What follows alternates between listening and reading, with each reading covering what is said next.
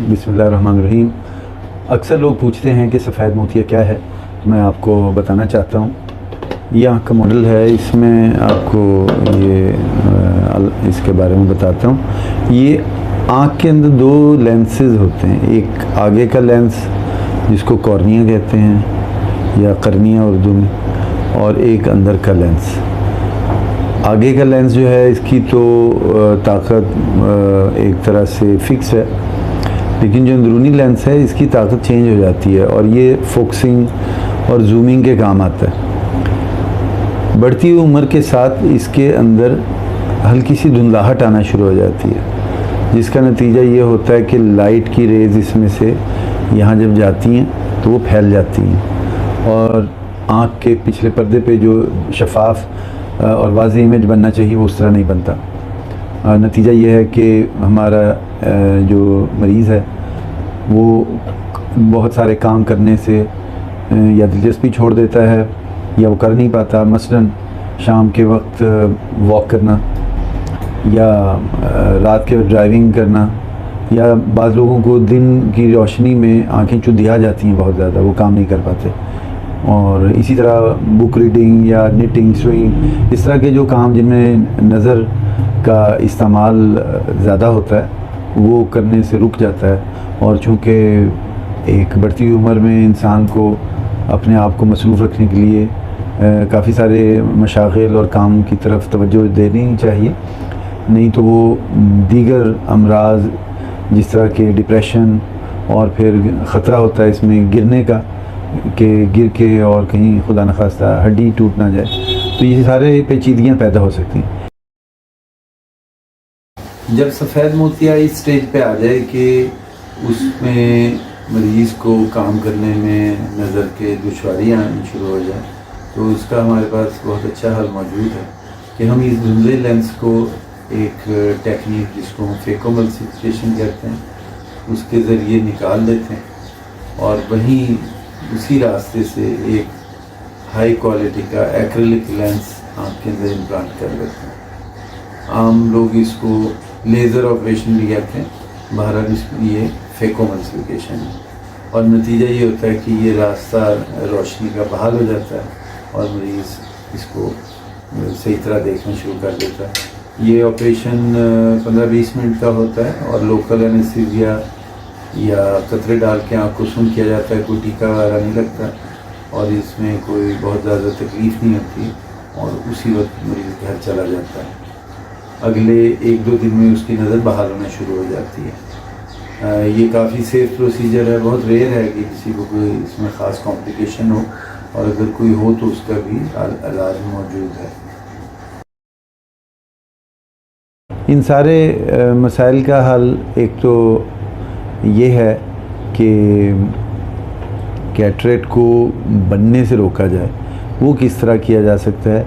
उसके लिए हम सूरज की तेज़ छाँव से बच सकते हैं और ख़ास तरह के चश्मे ऐनक लगाई जाती है जिसमें यूवी प्रोटेक्टिव मटेरियल होता है और मरीज़ उसमें जब वो आँख के अंदर यूवी कम जाती है तो मोतिया बनने का, सफ़ेद मोतिया बनने का अमल स्लो हो जाता है। इसी तरह कोई चोट लगने से बचना, और ये अगर किसी को शुगर है तो शुगर के मर्ज़ को कंट्रोल रखना।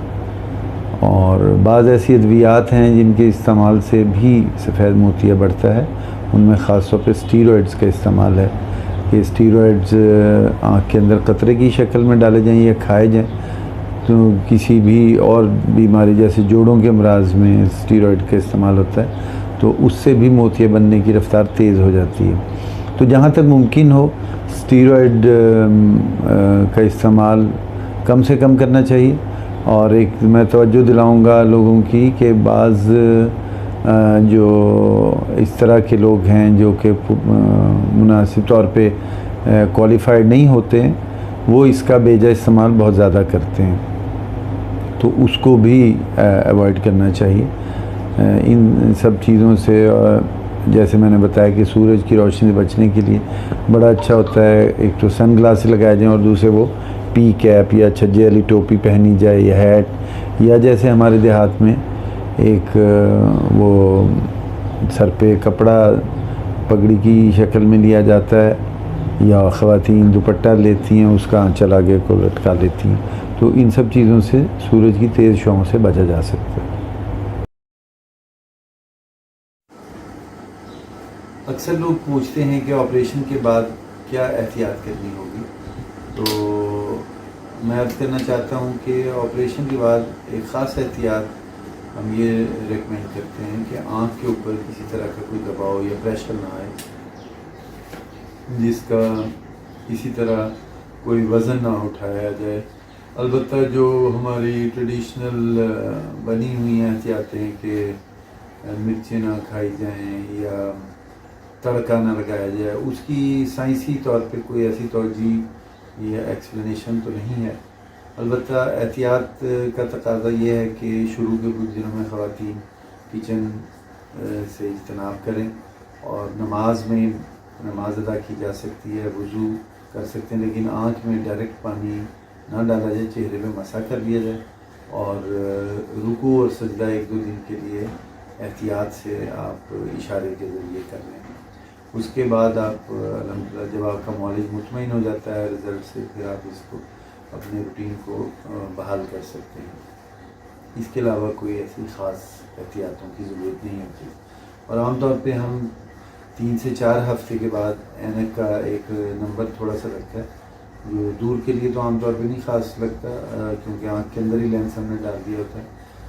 नज़दीक के लिए बारीक काम के लिए ऐनक का नंबर लगता है, तो वो आप लगा सकते हैं। इस तरह के भी लेंस हमारे पास अवेलेबल हैं कि जो दूर और नज़दीक दोनों का फोकस करते हैं, लेकिन ज़ाहिर है कि फिर उनकी कीमत बहुत ज़्यादा होती है, लेकिन जो लोग अफोर्ड कर सकते हैं वो भी करवा सकते हैं।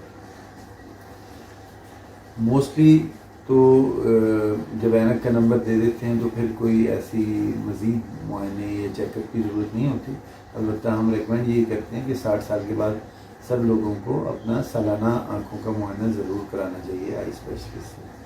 और बहुत ही रेयर ऐसा है कि इस लेंस के पीछे की झिल्ली में धुंधलाहट आ जाती है, तो उसके लिए हमारे पास मौजूद है कि हम लेज़र के ज़रिए उस लेंस को दोबारा साफ़ कर सकते हैं।